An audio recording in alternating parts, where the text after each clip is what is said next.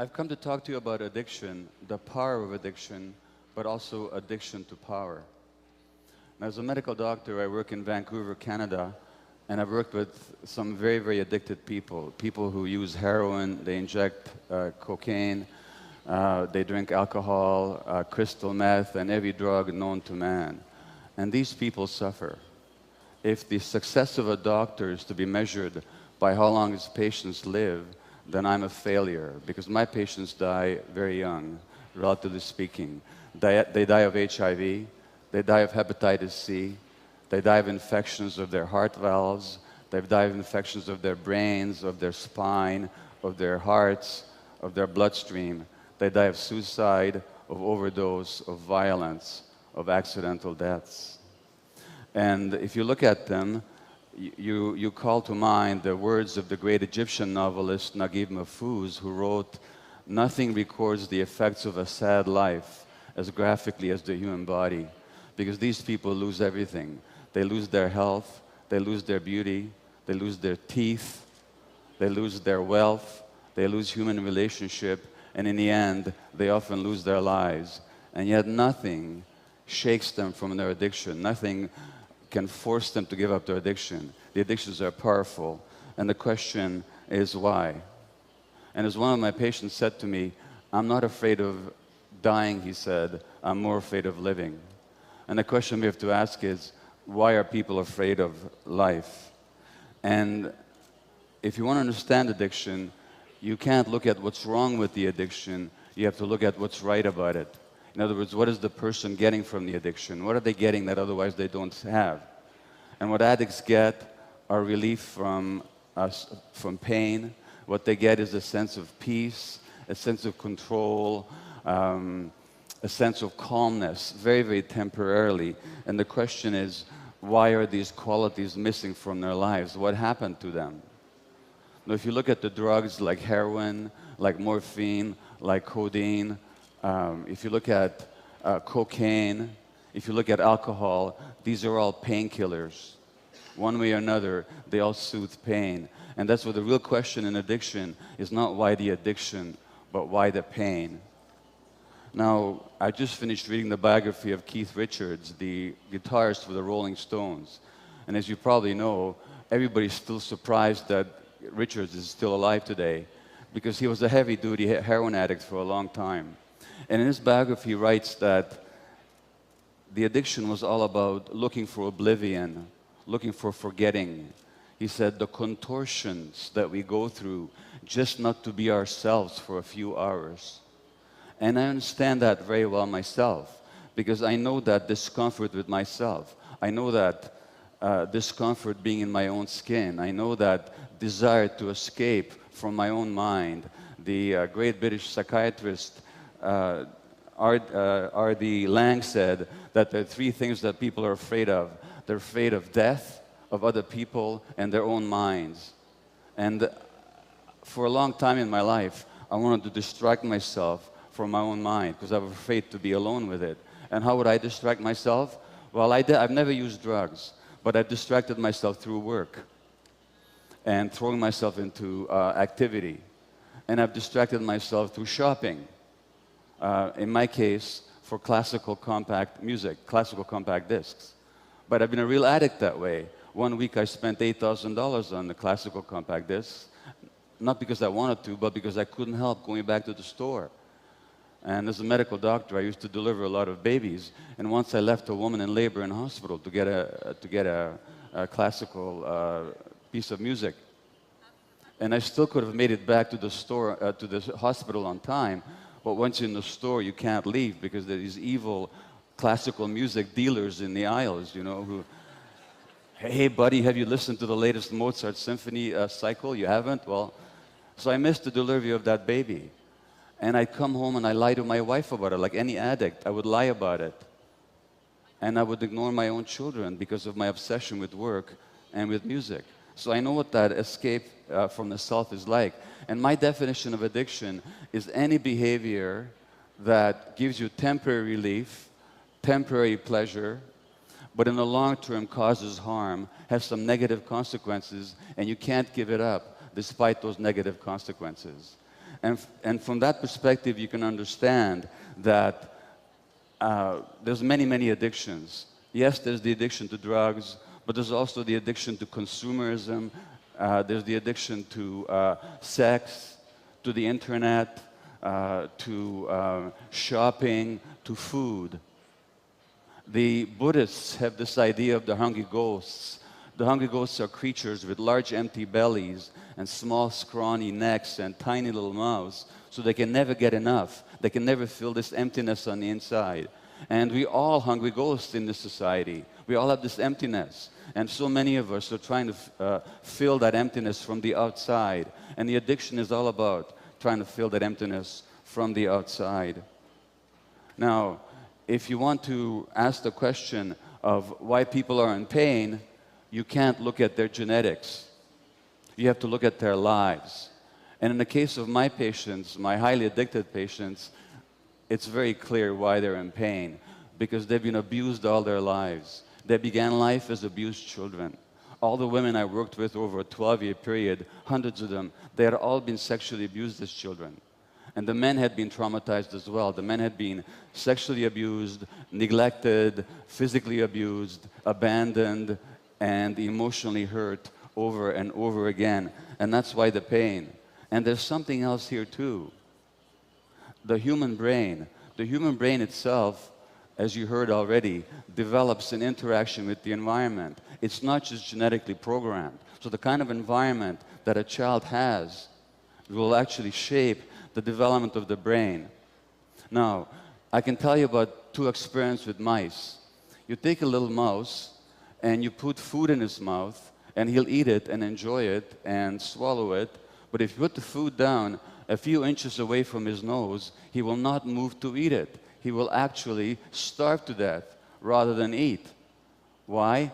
Because genetically, they knocked out the receptors for a chemical in the brain called dopamine.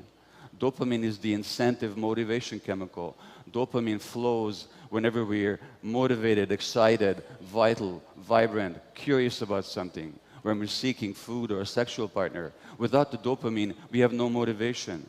Now, what do you think the addict gets? When the addict shoots cocaine, the addict shoots crystal meth, or almost any drug, they get a hit of dopamine in their brain.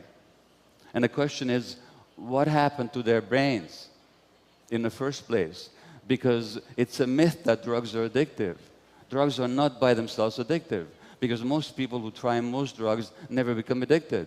So the question is, why are some people vulnerable to be addicted? Just like food is not addictive, but to some people it is. Shopping is not addictive, but to some people it is. Television is not addictive, but to some people it is. So the question is, why the susceptibility? There's another little experiment with mice where infant mice, if they're separated from the mothers, will not cry for their mothers. Now, what would that mean in the wild? It means that they would die, because only the mother protects the child's life and nurtures the child. And why? Because genetically, they knocked out the receptors, the chemical binding sites in the brain for endorphins. And endorphins are our indigenous morphine-like substances. Endorphins are our own natural painkillers. And what morphine or what endorphins also do, they make possible the experience of love. They make possible the experience of attachment to the parent and the parent's attachment to the child. So these little mice without endorphin receptors in their brains will actually not call for their mothers. In other words, the addiction to these drugs, and of course the heroin and the morphine, what they do is they act on the endorphin system. That's why they work. And so the question is, what happens to people that they need these chemicals from the outside? Well, what happens to them is when they're abused as children, those circuits don't develop. When you don't have love and connection in your life, when you're very, very young, then those important brain circuits just don't develop properly. And under conditions of abuse, things just don't develop properly, and their brains then are susceptible when they do the drugs. Now they feel normal, now they feel pain relief, now they feel love. And there's one patient said to me that when I first did heroin, she said, it felt like a warm, soft hug, just like a mother hugging a baby. Now, I've had that same emptiness, not to the same degree as my patients. What happened to me? What happened to me is that I was born in Budapest, Hungary in 1944 to Jewish parents, just before the Germans occupied Hungary. And you know what happened to the Jewish people in Eastern Europe.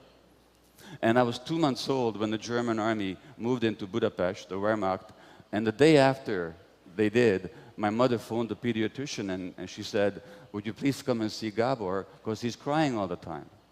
And the pediatrician said, "Of course I will come to see him, but I should tell you, all my Jewish babies are crying." Now why? What do babies know about Hitler or genocide or war? Nothing. What we're picking up on is the stresses and the terrors and the depression of our mothers. And that actually shapes the child's brain. That actually shapes the child's brain.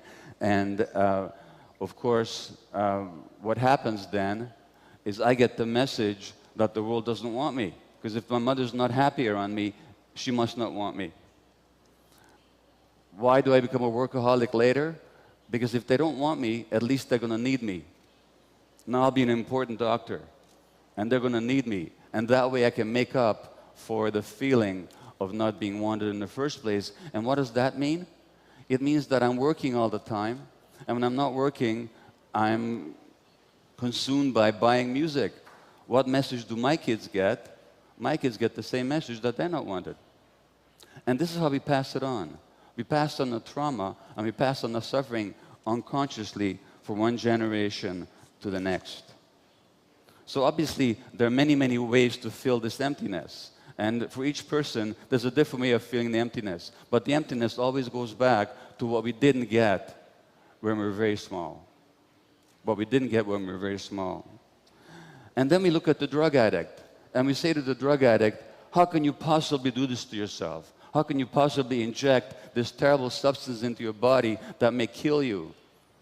But look at what we're doing to the earth. We're injecting all kinds of things into the atmosphere and the oceans and the environment that is killing us, that's killing the earth. Now, which addiction is greater?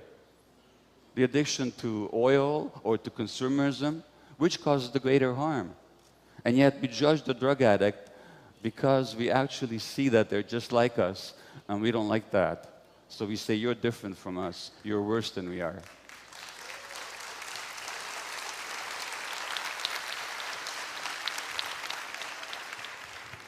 On the plane to Sao Paulo and Rio de Janeiro, I was reading the New York Times on June the 9th, and there was an article about Brazil.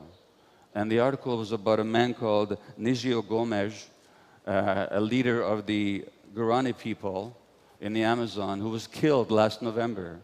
And you probably heard about him. And he was killed because he was protecting his people from the big farmers and companies that are taking over the rainforest and destroying the rainforest, and they're destroying the habitat of the native Indian people here in Brazil. And I can tell you that coming from Canada, the same thing has happened over there. And many of my patients were actually First Nations Indian people, native Indian people in Canada.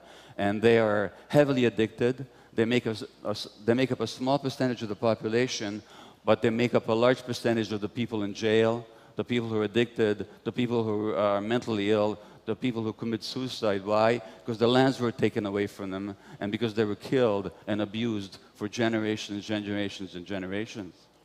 But the question I ask is, if we can understand the suffering of these native people and how that suffering makes them seek relief from pain in their addictions, what about the people who are perpetrating it? What are they addicted to?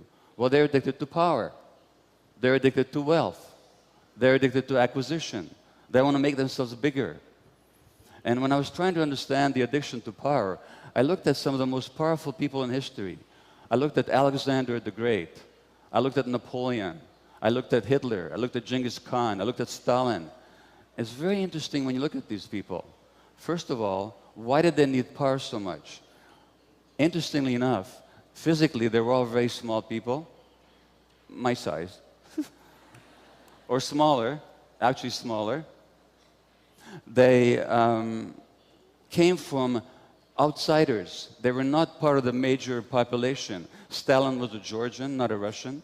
Napoleon was a Corsican, not a Frenchman. Alexander was a Macedonian, not a Greek. And Hitler was an Austrian, not a German. So a real sense of insecurity and inferiority. And they needed power to feel okay in themselves, to make themselves bigger. And in order to get that power, they're quite willing to fight wars and to kill a lot of people, just to maintain that power. I'm not saying that only small people can be power hungry, but it's interesting to look at these examples, because power, the addiction to power, is always about the emptiness that you try and fill from the outside. And Napoleon, even in exile, on the island of St. Helena, after he lost power, he said, "I love power. I love power." He couldn't think of himself without power. He had no sense of himself without being powerful externally. And that's very interesting when you compare it to people like the Buddha or Jesus. Because if you look at the story about Jesus and Buddha, both of them were tempted by the devil. And one of the things that the devil offers them is power, earthly power. And they both say no. Now, why do they say no? They say no because they have the power inside of themselves. They don't need it from the outside. And they both say no because they don't want to control people, they want to teach people. They want to teach people by example and by soft words and by wisdom, not through force. So they refuse power. And it's very interesting what they say about that. Jesus says that the power and the reality is not outside of yourself, but inside. He says the kingdom of God is within. And the Buddha, before he dies and his monks are mourning and crying and they're all upset, he says, "Don't mourn me," he says, "and don't worship me. Find the lamp inside yourself. Be a lamp unto yourselves. Find the light within." And so as we look at this difficult world with the loss of the environment and the global warming and the depredations in the oceans, let's not look to the people in power to change things, because the people in power, I'm afraid to say, are very often some of the emptiest people in the world. And they're not going to change things for us. We have to find that light within ourselves. We have to find the light within communities and in our own wisdom, in our own creativity. We can't wait for the people in power to make things better for us, because they're never going to, not unless we make them. Now, they say that human nature is competitive, that human nature is aggressive, that human nature is selfish. It's just the opposite. Human nature is actually cooperative, human nature is actually generous, human nature is actually community-minded. What we see here at this conference, with people sharing information, people receiving information, people committed to the better world, that's actually human nature. And what I'm saying to you is, if we find that light within, if we find our own nature, then we'll be kinder to ourselves, and we'll also be kinder to nature. Thank you. Thank you. Thank you. Thank you.